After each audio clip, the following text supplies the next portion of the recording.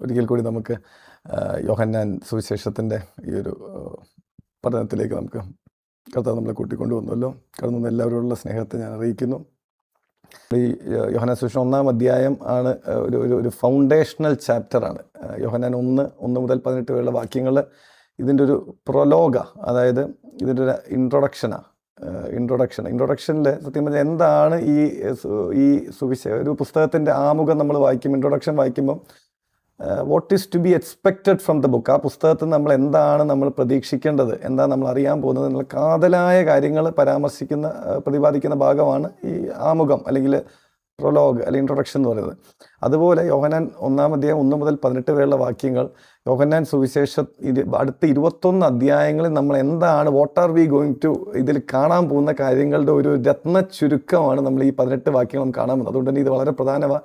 അത് മാത്രമല്ല, കർത്താവ് സ്ഥാപിച്ച പുതിയ ഉടമ്പടിയുടെ ന്യൂ കവനൻറ്റിൻ്റെ നമ്മൾ മനസ്സിലാക്കാനുള്ള ഏറ്റവും അടിസ്ഥാനപരമായുള്ള കൺസെപ്റ്റ്സ് എല്ലാം യോഹന്നാൻ ഈ 18 വാക്യങ്ങളിൽ കുറുക്കി യോഹന്നാൻ കൊടുത്തിട്ടുണ്ട്. അപ്പോൾ അത് മനസ്സിലാക്കുന്ന വളരെ അത്യന്താപേക്ഷിതമാണ്. നമ്മൾ കഴിഞ്ഞ ആഴ്ച കണ്ടതിൻ്റെ തുടർച്ച എന്ന വണ്ണം ഞാൻ കുറച്ച് കാര്യങ്ങൾ നമ്മൾ തുടങ്ങിയിരുന്നു. അപ്പോൾ നമ്മൾ കണ്ടു അല്ലേ, 3 വാക്കുകൾ അല്ലെങ്കിൽ 3 കാര്യങ്ങൾ ഇതിൽ 1-ാം അധ്യായത്തിൽ വളരെ പ്രധാനമാണ്. ലോഗോസ്, ലൈഫ്, ലൈറ്റ്, അല്ലെങ്കിൽ വചനം, ജീവൻ, വെളിച്ചം. Logos, life, light. ലോഗോസ് എന്താ നമ്മൾ ചുരുക്കമായി നോക്കി. കഴിഞ്ഞ ആഴ്ച നമ്മൾ ലൈഫ് എന്താണെന്ന് നോക്കി, അല്ലെങ്കിൽ സോയെ എന്താണെന്ന് നോക്കി. ദൈവത്തിൻ്റെ ജീവൻ അല്ലെങ്കിൽ ദൈവത്തിൻ്റെ ആത്മീക ജീവൻ, ദൈവത്തിൻ്റെ സോയെ, എന്തുകൊണ്ടാണ് യേശു വന്നത്, എന്തിനു വേണ്ടിയിട്ടാണ് എന്നത് നമ്മൾ തൻ്റെ ജീവൻ നമുക്ക് തരാനാണ്, അവൻ്റെ സോയെ നമുക്ക് തരാൻ, കാരണം സോയെ ജീവിക്കാൻ വേണ്ടിയിട്ടാണ്. അതുപോലെ ഇന്ന് നമ്മൾ നോക്കാൻ ആഗ്രഹിക്കുന്നത് ലൈറ്റാണ്, വെളിച്ചം എന്താണെന്ന്. അപ്പം ലോഗോസിൽ നിന്ന് സോയയിൽ നിന്ന് വെളിച്ചത്തിലേക്ക് വരണം. ഇതാണൊരു പ്രോഗ്രഷൻ. ലോഗോസാണ് നമ്മളെ ജീവിപ്പിക്കുന്നത്. ലോഗോസ് വചനം മനസ്സിലാക്കിയ ഒരുവനുള്ളിൽ എന്ത് വരും? ദൈവിക ജീവൻ വരും. ദൈവിക ജീവൻ വന്ന ഒരുവൻ്റെ ഉള്ളിൽ ഹല്ലേലൂയ ദൈവത്തിൻ്റെ വെളിച്ചം, ജീവൻ വരും. ജീവൻ വന്ന ഒരുവൻ്റെ ഉള്ളിൽ വെളിച്ചം വരും. അപ്പോൾ എന്താണ് ലൈറ്റ്, എന്താണ് വെളിച്ചം എന്ന് നമ്മളിന്ന് ചിന്തിക്കാൻ ആഗ്രഹിക്കാം. നമുക്കൊന്ന് വായിക്കാം. യോഹന്നാൻ സുവിശേഷം 1-ാം അധ്യായം. നമ്മൾ കഴിഞ്ഞ ദിവസം നമ്മൾ 3-ാം വാക്യം വരെ കണ്ടു, 4-ാം വാക്യം പകുതി കണ്ടു. യോഹന്നാൻ 1:4 മുതൽ 9 വരെയുള്ള വാക്യങ്ങൾ നമുക്ക് നോക്കാം. യോഹന്നാൻ 1-ാം അധ്യായം 4 മുതൽ 9 വരെയുള്ള വാക്യങ്ങൾ. ബൈബിളുള്ളവരെല്ലാവരും ബൈബിൾ എടുക്കുക. ജീവൻ മനുഷ്യരുടെ വെളിച്ചമായിരുന്നു. വെളിച്ചം ഇരുളിൽ പ്രകാശിക്കുന്നു, ഇരുളോ അതിനെ പിടിച്ചടക്കിയില്ല. ദൈവം അയച്ചിട്ടൊരു മനുഷ്യൻ വന്ന്, അവന് യോഹന്നാൻ എന്ന് പേർ. അവൻ സാക്ഷ്യത്തിനായി താൻ മുഖാന്തരം എല്ലാവരും വിശ്വസിക്കേണ്ടതിന് വെളിച്ചത്തെക്കുറിച്ച് സാക്ഷ്യം പറവാൻ തന്നെ വന്നു. അവൻ വെളിച്ചമായിരുന്നില്ല, വെളിച്ചത്തിന് സാക്ഷ്യം പറയേണ്ടുന്നവനത്രേ. ഏതു മനുഷ്യനെയും പ്രകാശിപ്പിക്കുന്ന സത്യവെളിച്ചം ലോകത്തിലേക്ക് വന്നുകൊണ്ടിരുന്നു. മതി. അപ്പം ഇനി യോഹന്നാൻ എഴുതിയ ഈ സുവിശേഷം നമ്മൾ നോക്കിക്കഴിഞ്ഞാൽ ഇതിലെ ഒരു പ്രധാനപ്പെട്ട കൺസെപ്റ്റാണ് വെളിച്ചം. കാരണം നമ്മൾ മൊത്തം സുവിശേഷങ്ങൾ 4 സുവിശേഷങ്ങളിൽ 37 പ്രാവശ്യമാണ് ഈ വെളിച്ചം എന്ന പദം ഉപയോഗിച്ചിരിക്കുന്നത്. ഫോസ്, ഗ്രീക്കിലെ ഫോസ്, വെളിച്ചം എന്ന പദം ഉപയോഗിച്ചിരിക്കുന്നത്. ഈ 37 പ്രാവശ്യത്തിൽ 23 പ്രാവശ്യം ഇത് യോഹന്നാൻ സുവിശേഷത്തിൽ എഴുതിയിരിക്കുന്നത്. 23 പ്രാവശ്യം യോഹന്നാൻ വെളിച്ചം എന്ന പദം ഉപയോഗിച്ചിട്ടുണ്ട്. ഇതിൽ തന്നെ 6 പ്രാവശ്യം ഈ 1-ാം അധ്യായം 4 മുതൽ 9 വരെയുള്ള വാക്യങ്ങളിൽ നിങ്ങൾ കൗണ്ട് ചെയ്താൽ അറിയാം എത്ര പ്രാവശ്യം വെളിച്ചം എന്ന പദം ഉപയോഗിച്ച് നമ്മൾ നോക്കിയാൽ നമുക്ക് അറിയാൻ പറ്റും. അതായത് ജീവൻ മനുഷ്യരുടെ വെളിച്ചമായിരുന്നു, 4-ാം വാക്യം. വെളിച്ചം ഇരുളിൽ പ്രകാശിക്കുന്നു, ഇരുളോ അതിനെ പിടിച്ചടക്കിയില്ല.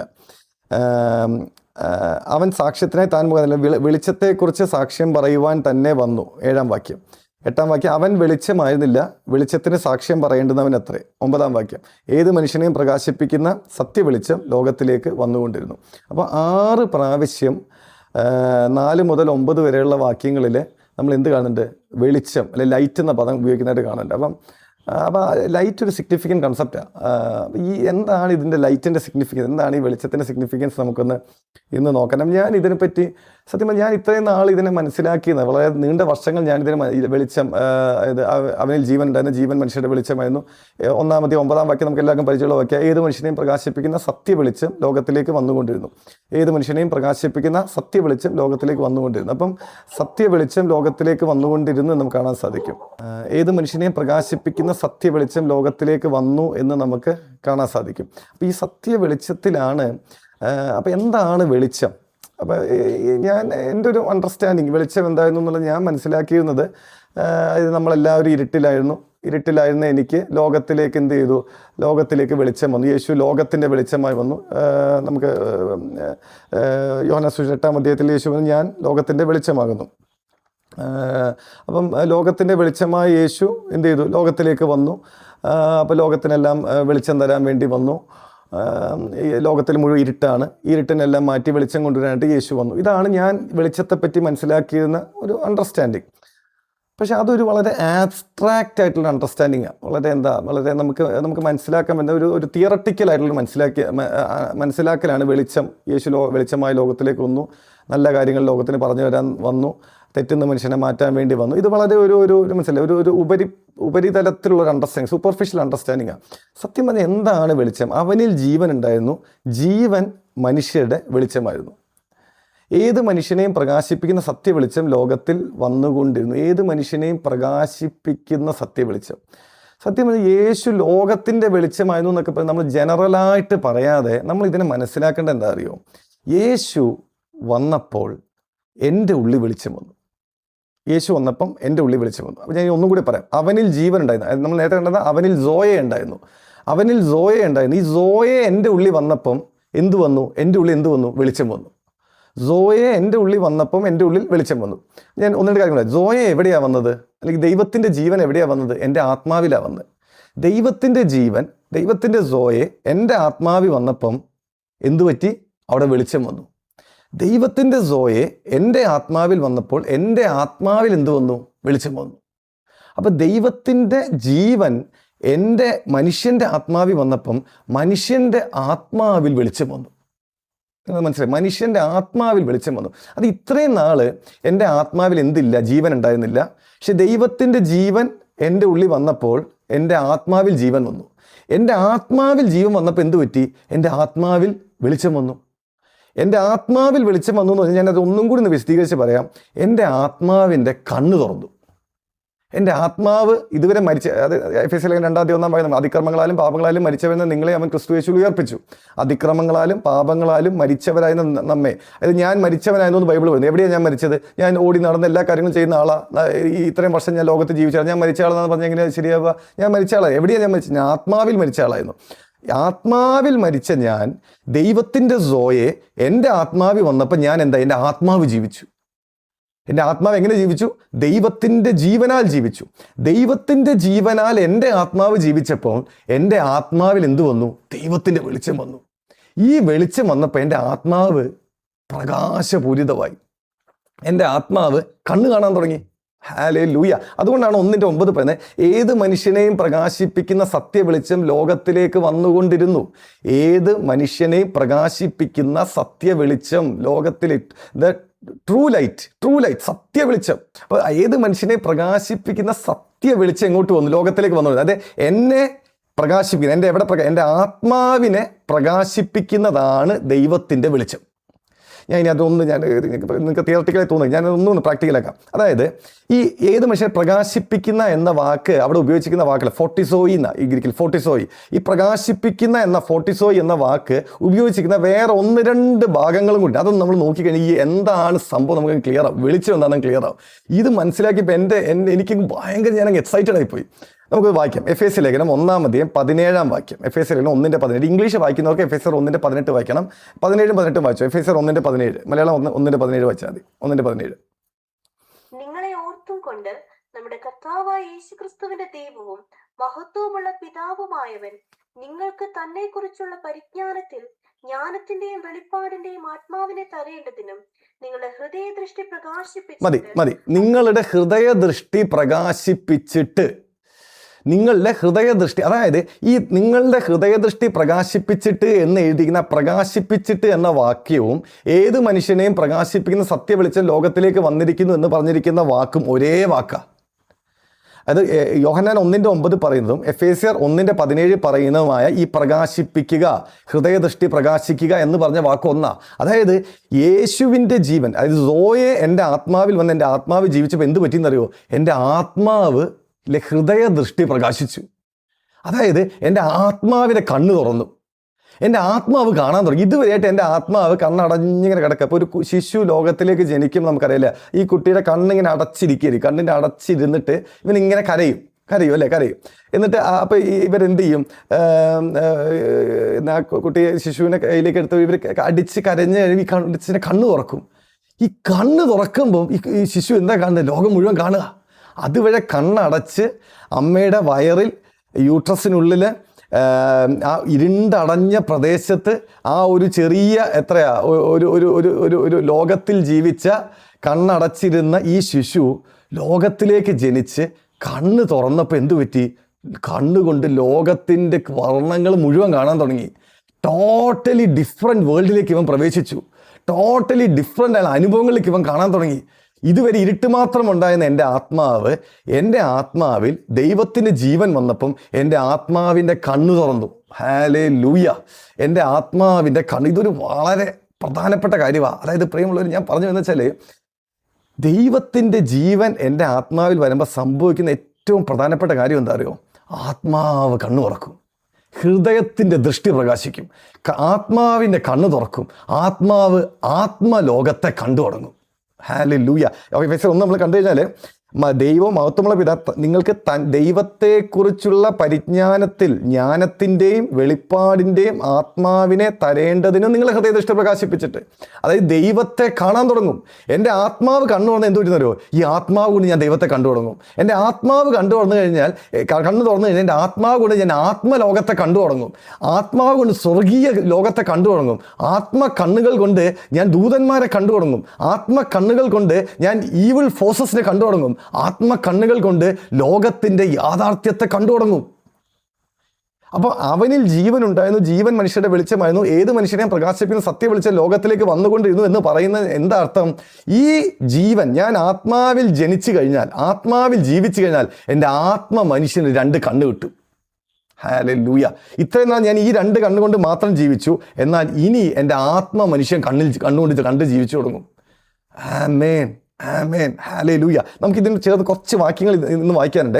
മത്തായിയുടെ സുവിശേഷം 6-ാം അധ്യായം 22-23 വാക്യങ്ങൾ നമുക്ക് വായിക്കാം. മത്തായിയുടെ സുവിശേഷം 6-ാം അധ്യായം 22-23 വാക്യങ്ങൾ. സ്വർഗ്ഗത്തിലെ വിളക്ക് കണ്ണാകുന്നു.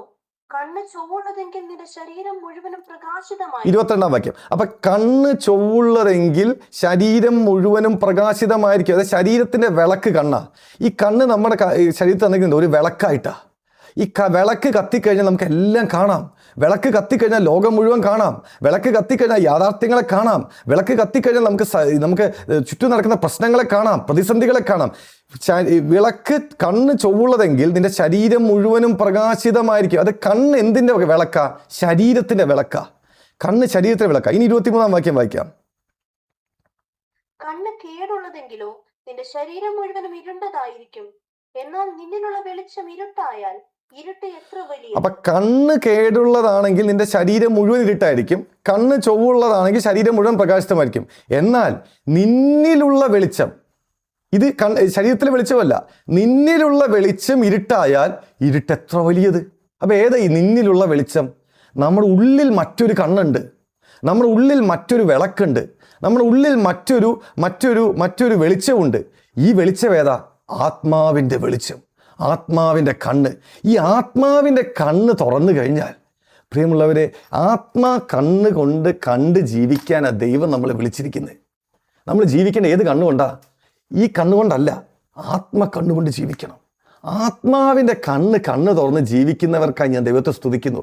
ആത്മാവിൻ്റെ കണ്ണിൽ ജീവിക്കാൻ തുടങ്ങിക്കഴിഞ്ഞാൽ നിങ്ങളുടെ ജീവിതം വേറൊരു ഡയമെൻഷനിലേക്ക് കയറും, വേറൊരു തലത്തിലേക്ക് കയറും. ഇത് നിങ്ങളുടെ ജീവിതത്തിൽ പലപ്പോഴും നമ്മുടെ ജീവിതത്തിൽ നമ്മൾ പ്രതീക്ഷിക്കാത്ത പല പ്രശ്നങ്ങളും വരുന്നവരുണ്ട്, അല്ലെങ്കിൽ പ്രതീക്ഷിക്കാത്ത രോഗങ്ങൾ വരുന്നവരുണ്ട്, പ്രതീക്ഷിക്കാത്ത കടബാധ്യതകൾ വരുന്നവരുണ്ട്, പ്രതീക്ഷിക്കാത്ത നഷ്ടങ്ങൾ, പ്രതീക്ഷിക്കാത്ത മരണങ്ങൾ, പ്രതീക്ഷിക്കാത്ത പ്രതിസന്ധികൾ, നമ്മൾ ശ്രമിച്ചിട്ടും നമുക്ക് മറികടക്കാൻ സാധിക്കാത്ത പാപ സ്വഭാവങ്ങൾ, ശാപങ്ങൾ, അൺഎക്സ്പ്ലെയിൻഡ് ഇഷ്യൂസ്, പ്രോബ്ലംസ്, ഇതെല്ലാം നേരിടുന്നവരാണ് നമ്മളിൽ പലരും, അല്ലേ? പലരും. അപ്പോൾ നമ്മൾ തന്നെ ചോദിക്കും, അയ്യോ ഇതെന്തുകൊണ്ട് എൻ്റെ ജീവിതം ഇങ്ങനെ, എന്തുകൊണ്ട് എൻ്റെ ജീവിതത്തിൽ ഈ പ്രശ്നങ്ങൾ, എനിക്ക് ഉത്തരവില്ല, ദൈവം നല്ലതാണെങ്കിൽ.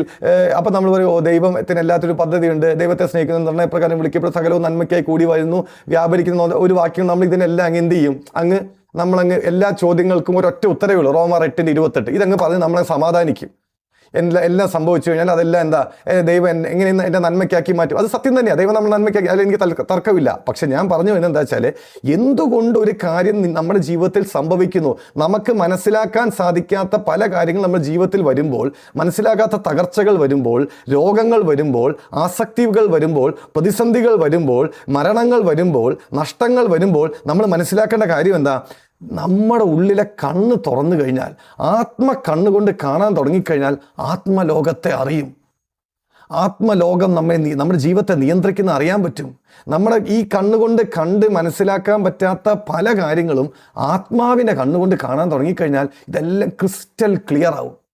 അതുകൊണ്ടാണ് യേശുവിൻ്റെ ശിഷ്യന്മാർ വെച്ചു, ഈ മനുഷ്യൻ കുരുടനായി പറക്കാൻ ഇവനോ ഇവൻ്റെ അമ്മയപ്പന്മാരോ പാപം ചെയ്തത് കൊണ്ടോ എന്ന് ചോദിച്ചപ്പോൾ കർത്താവ് എന്ന് പറഞ്ഞാൽ, ഇവനോ ഇവൻ്റെ അമ്മയപ്പന്മാരോ പാപം ചെയ്തുകൊണ്ടല്ല, ഇവനിൽ ദൈവത്തിന് മഹത്വം വെളിപ്പെടാം. അപ്പം കർത്താവിന് എല്ലാ കാര്യങ്ങളും അറിയാം. കർത്താവിന് ഒരുവൻ എന്തുകൊണ്ട് കുരുടനായി, എന്തുകൊണ്ട് ഇങ്ങനെ സംഭവിച്ചു, എന്തുകൊണ്ട് അങ്ങനെ സംഭവിച്ചു, ലാസറിന് എന്തുകൊണ്ട് സംഭവിച്ചു, everything is crystal clear for Christ. കാരണം കർത്താവ് കണ്ട് ജീവിച്ചത് എന്തുകൊണ്ടാണ്? ആത്മകണ്ണുകളെ കണ്ടുകൊണ്ടാണ് ജീവിച്ചത്, കണ്ണുകളിലാണ് ജീവിച്ചത്. കർത്താവ് ഈ ലോകത്തിൻ്റെ കണ്ടിട്ടാണോ ജീവിച്ചത്? അല്ല. He lived with a spiritual eyes. അതുകൊണ്ടാണ് സക്കായി എന്താണ് അത്തിവൃക്ഷത്തിന് കീഴിൽ വന്നിട്ട് കർത്താവ് സക്കായി ഇറങ്ങി വാ, നദനേൽ പറഞ്ഞ്, നദനേൽ നീ അത്തിയുടെ കീഴിൽ നിന്ന് ഞാൻ നിന്നെ കണ്ടു. എവിടെ കണ്ടു? ആത്മക്കണ്ണുകൊണ്ട് കണ്ടു. യേശു ജീവിച്ചത് ആത്മാവിൻ്റെ കണ്ണുകൊണ്ടാണ്. അങ്ങനെയാണെങ്കിൽ പ്രിയമുള്ള നമ്മളും ജീവിക്കുന്ന ഏത് കണ്ണുകൊണ്ടാണ്? ആത്മാവിൻ്റെ കണ്ണുകൊണ്ടാണ്. അപ്പോൾ ഏത് മനുഷ്യനെയും പ്രകാശിപ്പിക്കുന്ന സത്യവെളിച്ചം ലോകത്തിലേക്ക് വന്നുകൊണ്ടിരിക്കുന്നു എന്ന് പറഞ്ഞാൽ, നിന്നിലുള്ള വെളിച്ചം ഇരുട്ടായാൽ ഇരുട്ടെത്ര വലിയത്. പ്രിയമുള്ളവരെ, നമ്മൾ മനസ്സിലായി, ആത്മകണ്ണ് കാണുന്നില്ല എങ്കിൽ ഇരുട്ടെത്ര വലിയത്. നമ്മൾ ജീവിക്കുന്ന ഇരുട്ടില്ല, നമ്മൾ നടക്കുന്ന ഇരുട്ടില്ല. തീരുമാനങ്ങൾ തെറ്റും, തെരഞ്ഞെടുപ്പുകൾ തെറ്റും, നമ്മുടെ ചോയ്സസ് തെറ്റും, നമ്മുടെ വഴി തെറ്റും, നമ്മൾ ചെയ്യുന്ന പല കാര്യങ്ങളും നമ്മൾ പരാജയപ്പെടും, നഷ്ടങ്ങൾ വരും, പ്രതിസന്ധികൾ വരും, ഇൻവെസ്റ്റ്മെന്റ് നഷ്ടപ്പെട്ടു. കാരണം എന്താ? We live with earthly eyes. ഈ ഫിസിക്കൽ ഐസ് കൊണ്ട് നമ്മൾ ജീവിക്കുമ്പോൾ പ്രിയമുള്ളവർ, നമ്മുടെ ജീവിതത്തിൽ പരാജയങ്ങൾ സംഭവിക്കും. എന്നാൽ കണ്ണുകൊണ്ട് ജീവിക്കാൻ തുടങ്ങിക്കഴിഞ്ഞാൽ പരാജയം സംഭവിക്കത്തില്ല. ഹല്ലേലൂയ. കാരണം എല്ലാം ക്രിസ്റ്റൽ ക്ലിയറാ, എല്ലാത്തിനും അറിയാൻ പറ്റും. അപ്പം നിങ്ങളെ, നിന്നിലുള്ള വെളിച്ചം ഇരുട്ടായാൽ ഇരുട്ട് എത്ര വലിയത്. 22 കണ്ടെന്ന ശരീരത്തിൻ്റെ വിളക്ക് കണ്ണാകുന്നു. ആ വാക്യം കണ്ടില്ലേ? മത്തായി 6:20, ശരീരത്തിൻ്റെ വിളക്ക് കണ്ണാകുന്നു, നിന്റെ ശരീരം മുഴുവൻ പ്രകാശിതമായിരിക്കും. ഇനി നിന്നിലുള്ള ഈ വെളിച്ചം ഇരുട്ടായാൽ ഇരുട്ട് എത്ര വലിയ. ഇനി ആ വാക്യം വിടല്ലേ, മത്തായി 6:23 വിടരുത്. എന്നിട്ട് നമ്മൾ വായിക്കുന്നത് സദൃശ്യവാക്യം 20:27. സദൃശ്യവാക്യം 20:27. സദൃശ്യവാക്യങ്ങൾ 20:27. പ്രോബ്സ് 20:27. മനുഷ്യന്റെ ആത്മാവ് യഹോവയുടെ ദീപം, അത് ഉദരത്തിന്റെ അറകളെയൊക്കെയും ശോധന ചെയ്യുന്നു. മനുഷ്യന്റെ ആത്മാവ് യഹോവയുടെ ദീപം. The spirit of man is the lamp off the Lord. ഇത് ഞാൻ ഒന്നുകൂടെ, നമ്മൾ മത്തായി 6:22 വെളിച്ചത്തിൽ ഇതിനൊന്ന് ട്രാൻസ്ലിറ്ററേറ്റ് ചെയ്ത് പറയാം. ശരീരത്തിൻ്റെ വിളക്ക് കണ്ണാണെങ്കിൽ മനുഷ്യൻ്റെ ആത്മാവ് യഹോവയുടെ വിളക്ക. എൻ്റെ മനുഷ്യാത്മാവ് യഹോവയുടെ വിളക്ക. ശരീരത്തിൻ്റെ വിളക്ക് കണ്ണാണെങ്കിൽ എൻ്റെ ജീവിതത്തിൻ്റെ വിളക്ക് യഹോവയുടെ വിളക്ക്. യഹോവ ഒരു വിളക്ക് എൻ്റെ ഉള്ളിൽ ഇൻസ്റ്റാൾ ചെയ്തിട്ടുണ്ട്. യഹോവ ഒരു ദീപം എൻ്റെ ഉള്ളിൽ ഇൻസ്റ്റാൾ ചെയ്തിട്ടുണ്ട്. യഹോവ ഒരു പ്രകാശം എൻ്റെ ഉള്ളിൽ ഇൻസ്റ്റാൾ ചെയ്തിട്ട്, ഈ പ്രകാശത്തിൻ്റെ പേരെന്താ? ഈ ദീപത്തിൻ്റെ പേരെന്താ? എൻ്റെ ആത്മാവ്. സ്പിരിറ്റ് ഓഫ് മാൻ, മനുഷ്യൻ്റെ ആത്മാവ് യഹോവയുടെ വിളക്ക. യഹോവയുടെ ആത്മാവ് എൻ്റെ ആത്മാവിൻ്റെ ഉള്ളിൽ വരുമ്പം എന്തു പറ്റും? ഈ വിളക്കം കത്തും. ഏത് മനുഷ്യനെയും പ്രകാശിപ്പിക്കുന്ന സത്യവെളിച്ചം ലോകത്തിലേക്ക് വന്നുകൊണ്ടിരുന്നു. അവനിൽ ജീവൻ ഉണ്ടായിരുന്നു, ജീവൻ മനുഷ്യരുടെ വെളിച്ചമായിരുന്നു. ഹല്ലേലൂയ. വെളിച്ചം ഇരുളിൽ പ്രകാശിക്കുന്ന, ഇരുളോ അതിനെ പിടിച്ചടക്കുകയില്ല. അതായത് സ്പിരിച്വൽ ഐസ് ഓപ്പൺ ആവും. സ്പിരിച്വൽ ഐസ് ഓപ്പൺ ഉണ്ടാവും. സ്പിരിച്വൽ ഐസ് ഓപ്പണായി ജീവിച്ചു തുടങ്ങണം പ്രിയമുള്ളവരെ. ആത്മകണ്ണുകൾ തുറന്ന് ജീവിച്ചു തുടങ്ങുമ്പോൾ നമ്മുടെ ജീവിതത്തിൻ്റെ ഡിസിഷൻ മേക്കിംഗ് ശരിയാവും. നമ്മൾ ചർച്ചയിൽ പറയുന്ന എപ്പോഴും പറയുന്നൊരു വാക്യമുണ്ട്, നമുക്കതൊന്ന് വായിക്കാം. യെശയ്യാവിൻ്റെ പുസ്തകം 11-ാം അധ്യായം 2-3 വാക്യങ്ങൾ. യെശയ്യാവിൻ്റെ പുസ്തകം 11-ാം അധ്യായം 2-3 വാക്യങ്ങൾ. യഹോവയുടെ ആത്മാവ് ആവസിക്കും, ജ്ഞാനത്തിന്റെയും വിവേകത്തിന്റെയും ആത്മാവ്, ആലോചനയുടെയും ബലത്തിന്റെയും ആത്മാവ്, പരിജ്ഞാനത്തിന്റെയും യഹോവ ഭക്തിയുടെയും ആത്മാവ് തന്നെ. അവന്റെ പ്രമോദം യഹോവ ഭക്തിയിലായിരിക്കും. അവൻ കണ്ണുകൊണ്ട് കാണുന്നത് പോലെ ന്യായപാലനം ചെയ്യുകയില്ല, ചെവി കൊണ്ട് കേൾക്കുന്നത് പോലെ വിധിക്കുകയുമില്ല. അപ്പൊ അവൻ ഈ യഹോവയുടെ ആത്മാവ് ഒരുവന്റെ മേൽ ആവസിച്ചു കഴിഞ്ഞാൽ, യെശയ്യാവ് 11:2 പറഞ്ഞ യഹോവയുടെ ആത്മാവ് ഒരുവന്റെ മേൽ ആവസിക്കും, അവൻ കണ്ണുകൊണ്ട് കാണുന്നത് പോലെ ന്യായപാലനം ചെയ്യുകയില്ല, ചെവി കൊണ്ട് കേൾക്കുന്നത് പോലെ വിധിക്കുകയില്ല. എന്താ അതിൻ്റെ അർത്ഥം? അതായത് യഹോവയുടെ ആത്മാവ് ഒരുവൻ്റെ ആത്മാവിൽ വന്നു കഴിഞ്ഞാൽ, ഞാൻ നേരത്തെ പറഞ്ഞ പോലെ യഹോവയുടെ മനുഷ്യൻ്റെ ആത്മാവ് യഹോവയുടെ ദീപമാണ്. ഈ വിളക്ക് കത്തി തുടങ്ങി. ഈ വിളക്ക് കത്തിക്കഴിഞ്ഞാൽ പ്രിയമുള്ള എന്താ സംഭവിക്കുന്നത് അറിയോ? പിന്നെ ഞാൻ ഈ കണ്ണുകൊണ്ട് കാണുന്നത് പോലെയല്ല കാര്യങ്ങളെ വിലയിരുത്താൻ പോകുന്നത്. ഈ ചെവി കൊണ്ട് കേൾക്കുന്നത് പോലെയല്ല ഞാൻ കാര്യങ്ങളെ തീരുമാനിക്കുന്നത്. മറിച്ച് എന്തുകൊണ്ടാണ്? എൻ്റെ അകത്ത് 2 കണ്ണുണ്ട്, എൻ്റെ ആത്മാവിൽ 2 കണ്ണുണ്ട്. ഈ ആത്മാവിൻ്റെ കണ്ണ് ആത്മലോകത്തെ കണ്ടു തുടങ്ങും. ആത്മാവിൻ്റെ കണ്ണ് ആത്മീക യാഥാർത്ഥ്യങ്ങളെ കണ്ടു തുടങ്ങും. ഒരു സ്ഥലത്തേക്ക് ഞാൻ കടന്നു ചെല്ലുമ്പം ഞാൻ കാണുന്നത് എന്താ? അവിടെ വ്യാപരിക്കുന്ന ഒരു സ്പിരിച്വൽ റലത്തെയാണ് ഞാൻ കാണുന്നത്. ഒരു വ്യക്തിയെ ഞാൻ കാണുമ്പം ഞാൻ ആ വ്യക്തി പറയുന്ന വാക്കുകളെ അല്ല ഞാൻ ശ്രദ്ധിക്കുന്നത്. ആ വ്യക്തി എന്നെ മനു എപ്പോഴും എൻ്റെ അടുത്ത് പറയും, ഞാൻ ആരെങ്കിലും എന്തെങ്കിലും ഒരു കാര്യം പറഞ്ഞു കഴിഞ്ഞാൽ ഞാൻ അതുപോലെ അങ്ങ് വിശ്വസിക്കും. കാരണം നമ്മൾ ചെവി കൊണ്ട് കേട്ടിട്ടാണ് ചെയ്യുന്നത്. ഈ ചെവി കൊണ്ട് കേട്ട് വിധിക്കുന്നവരെന്ത് ചെയ്യും? വ്യക്തികൾ പറയുന്നത് വെച്ച് നമ്മൾ വിധിക്കുമ്പോൾ ആത്മാവിൻ്റെ ചെവി കൊണ്ട് ജീവിക്കുന്നവർ ആത്മതലത്തിൻ്റെ ശബ്ദം കേട്ട് ജീവിക്കും. ആത്മാവിൻ്റെ കണ്ണുകൊണ്ട് കണ്ട് ജീവിക്കുന്നവർ ആത്മതലത്തെ കണ്ടുകൊണ്ട് തീരുമാനങ്ങൾ എടുക്കും. അപ്പോൾ ഇവൻ്റെ വഴി എവിടെന്നാ? ആത്മാവ് ഇവന് പറഞ്ഞു കൊടുക്കുന്നത്. പരിശുദ്ധാത്മാവ് നമ്മുടെ ആത്മാവിനോട് പറയും, നമ്മുടെ ആത്മാവിൽ കാണിച്ചു തരും, ഇതാ നീ ഇങ്ങോട്ടാണ് പോകേണ്ടത്, നീ ഈ വ്യക്തി എങ്ങനത്തെ വ്യക്തിയാണ്, ഈ വ്യക്തിയെ നിയന്ത്രിക്കുന്നത് എന്താ, ഈ വ്യക്തിയുടെ പ്രശ്നം എന്താ. നമ്മളൊരു വ്യക്തി നമ്മളെ ബുദ്ധി കൊണ്ട് ചിന്തിച്ച് മനസ്സിലാക്കാൻ പറ്റാത്ത പല പ്രശ്നങ്ങളും പല വ്യക്തിയും നമ്മുടെ അടുക്ക വരുമ്പം നമുക്ക് എന്ത് പറ്റാൻ? ആ വ്യക്തിയെ നിയന്ത്രിക്കുന്ന സ്പിരിച്വൽ ഫോഴ്സസിനെ, ആ വ്യക്തിയെ നിയന്ത്രിക്കുന്ന ഈവിൾ ഫോഴ്സസിനെ കാണാൻ നമുക്ക് പറ്റും. അല്ലെങ്കിൽ നമ്മുടെ ജീവിതത്തിൽ, നമ്മുടെ കുടുംബത്തിൽ, നമ്മുടെ വീട്ടിൽ ഒരു പ്രശ്നത്തിലായിരിക്കുന്ന ഒരു വ്യക്തി ഉണ്ടായിരിക്കാം, അല്ലെങ്കിൽ ഒരു അഡിക്ഷനിലായിരിക്കുന്ന ഒരു വ്യക്തി ഉണ്ടായിരിക്കാം. ഈ വ്യക്തിയെ നിയന്ത്രിക്കുന്ന സ്പിരിച്വൽ ഫോഴ്സസ് എന്താണെന്ന് തിരിച്ചറിയാൻ ആത്മകണ്ണ് പ്രകാശിച്ചവന് പറ്റും. ആത്മകണ്ണ് കണ്ടുകൊണ്ട് ജീവിക്കുന്നവന് പറ്റും. അതുകൊണ്ട് ഇവൻ ഈ ആത്മാവിൽ ജീവിക്കുന്ന ഒരു വ്യക്തി എങ്ങനെയാ ഹൃദയദൃഷ്ടി പ്രകാശിച്ചൊരു വ്യക്തി എങ്ങനെ ജീവിക്കുക? ഇവൻ കണ്ണുകൊണ്ട് കണ്ടല്ല ജീവിക്കുന്നത്, ചെവി കൊണ്ട് കേട്ടല്ല ന്യായപാലനം ചെയ്യുന്നത്. ഇവനൊരു ആത്മകണ്ണുണ്ട്, ആത്മചെവിയുണ്ട്. ആത്മകണ്ണും ആത്മചെവിയുമായി ജീവിക്കാനാണ് കർത്താവ് നമ്മൾ. അതുകൊണ്ടാണ് പറയുന്നത്, ഏത് മനുഷ്യനെയും പ്രകാശിപ്പിക്കുന്ന സത്യവെളിച്ചം ലോകത്തിലേക്ക് വന്നുകൊണ്ടിരുന്നു. ഏത് മനുഷ്യനെയും പ്രകാശിപ്പിക്കുന്ന true light that enlightens all men. ഏത് മനുഷ്യൻ്റെയും അപ്പം ദൈവം ആഗ്രഹിക്കുന്നത് എല്ലാ മനുഷ്യരും ജീവിക്കുന്നത് എവിടെന്നാ? ആത്മാവിൽ നിന്നാ. എല്ലാ മനുഷ്യരും നടക്കുന്നത് എവിടെന്നാ? ആത്മാവിലാ. എല്ലാ മനുഷ്യരും കേൾക്കുന്നത് എവിടെന്നാ? ആത്മാവിൽ നിന്നാ. Spirit man should be a very active part in our life. നമ്മുടെ ജീവിതത്തിൽ ആത്മാവ് എന്ന് പറയുന്നത്, മനുഷ്യൻ എന്ന് പറയുന്നത് വളരെ ആക്റ്റീവായ, വൈബ്രൻ്റായ, ഡൈനാമിക്കായ, തേജസ്സുള്ള, ജീവനുള്ള, ആക്റ്റീവായ ഒരു ഭാഗമായി മാറണം. അതുകൊണ്ടാണ് സദൃശവാക്യം 20:27 നമ്മൾ കണ്ടത്, മനുഷ്യൻ്റെ ആത്മാവ് യഹോവയുടെ ദീപം. മനുഷ്യൻ്റെ ആത്മാവിലാണ് യഹോവയുടെ ദീപം വരുന്നത്. ദൈവം കമ്മ്യൂണിക്കേറ്റ് ചെയ്യുന്ന മനുഷ്യൻ്റെ ആത്മാവിലാണ്. അവിടെ യോഹന്നാൻ 4:23 പറയുന്നു, ദൈവം ആത്മാവാകുന്നു, അവനെ ആരാധിക്കുന്നവർ ആത്മാവിൽ ആരാധിക്കണം, ആത്മാവിൽ സത്യത്തിലും ആരാധിക്കണം. The God is a spirit, those who worship him must worship in spirit. ഞാനിത് പല സ്ഥലത്ത് പറയുന്ന, ദൈവം ആത്മാവാകുന്നു, അവനെ ആരാധിക്കുന്നവർ ആത്മാവിൽ ആരാധിക്കണം. ഞാൻ ഇതിനൊന്ന് എക്സ്റ്റെൻഡ് ചെയ്ത് പറയാം. ദൈവം ആത്മാവാകുന്നു, ദൈവത്തോട് സംസാരിക്കുന്നവർ ആത്മാവിൽ സംസാരിക്കണം. ദൈവം ആത്മാവാകുന്നു, ദൈവത്തെ കാണണമെങ്കിൽ ആത്മാവിൽ കാണണം. ദൈവം ആത്മാവാകുന്നു, ദൈവത്തോട് പ്രാർത്ഥിക്കുന്നവർ ആത്മാവിൽ പ്രാർത്ഥിക്കണം. ദൈവം ആത്മാവാകുന്നു, ദൈവത്തെ തൊടുന്നവർ ആത്മാവിൽ ദൈവത്തെ തൊടണം. ദൈവത്തെ തൊടാൻ പറ്റുമോ? പറ്റും. എങ്ങനെ? ആത്മാവിൽ. ദൈവത്തെ കാണാൻ പറ്റുമോ? പറ്റും. എങ്ങനെ? ആത്മാവിൽ. ദൈവത്തെ അറിയാൻ പറ്റുമോ? പറ്റും. എങ്ങനെ? ആത്മാവിൽ. കാരണം ദൈവം ആത്മാവാ. God is a spirit. You can only deal with God in a spiritual realm. ആത്മാവായ ദൈവത്തെ ആത്മാവിലേ നമുക്ക് ബന്ധപ്പെടാൻ പറ്റത്തുള്ളൂ. ഇപ്പം ഉദാഹരണം പറഞ്ഞാൽ, ഞാൻ ഒരു ഉറുമ്പിനോട് ഞാൻ പോയി എൻ്റെ ഭാഷ സംസാരിച്ച ഉറുമ്പിന് മനസ്സിലാവുമോ?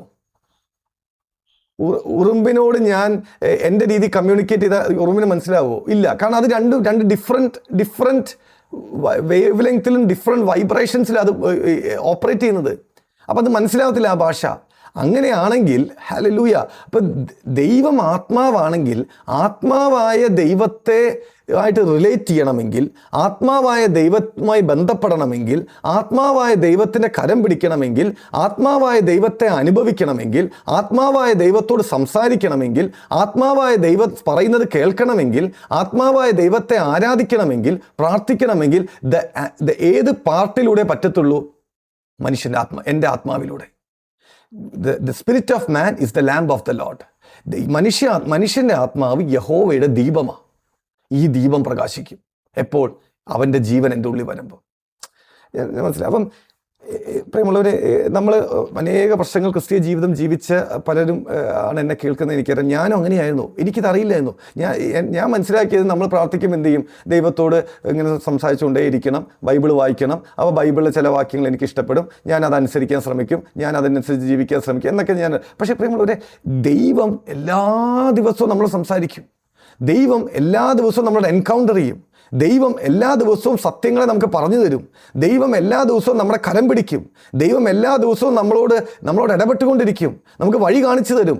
തൻ്റെ ശബ്ദം നമ്മളെ കേൾപ്പിക്കും. പക്ഷെ ഇതെല്ലാം സംഭവിക്കുന്നത് എവിടെന്നാ? ഇൻ ആ സ്പിരിറ്റ്. കാരണം God is a spirit. Those who worship him, those who encounter him, അവനെ ആരാധിക്കുന്നവർ ആത്മാവിൽ ബന്ധപ്പെടണം. ഹല്ലേലൂയ. നമുക്ക് വരും ദിവസങ്ങളെല്ലാം കാണാം, പ്രാർത്ഥന എന്ന് പറയുന്ന സത്യം പറഞ്ഞൊരു എക്സസൈസ് ഓഫ് അവർ സ്പിരിറ്റ്. നമ്മൾ പ്രാർത്ഥനയെ അങ്ങ് വികലമാക്കി കളഞ്ഞു. പ്രാർത്ഥനയെ നമ്മൾ എന്ത് ചെയ്തു? നമ്മുടെ ഒരു പരിപാടിയാക്കി മാറ്റി. നമ്മളിങ്ങനെ കുറേ പ്രയർ റിക്വസ്റ്റ് എഴുതിക്കൊണ്ട് ദൈവത്തോട് അരമണിക്കൂർ പറയുന്ന ഒരു പരിപാടിയാക്കി നമ്മൾ പ്രാർത്ഥനയെ മാറ്റി. പക്ഷെ അതല്ല പ്രാർത്ഥന എന്ന് പറയുന്നത് ദൈവത്തെ കാണുന്ന അനുഭവമാണ്, ദൈവവുമായി ബന്ധപ്പെടുന്ന അനുഭവമാണ്, ദൈവത്തെ സ്പർശിക്കുന്ന അനുഭവമാണ്. ഇത് സംഭവിക്കണമെങ്കിൽ എങ്ങനെ പറ്റത്തുള്ളൂ? ആത്മാവിലേ പറ്റത്തുള്ളൂ. ആത്മാവിലല്ലാതെ ഇത് പറ്റത്തില്ല. ആത്മാവിലല്ലാതെ ദൈവവുമായി ബന്ധപ്പെടാൻ നമുക്ക് സാധിക്കത്തില്ല. ഹല്ലേലൂയ.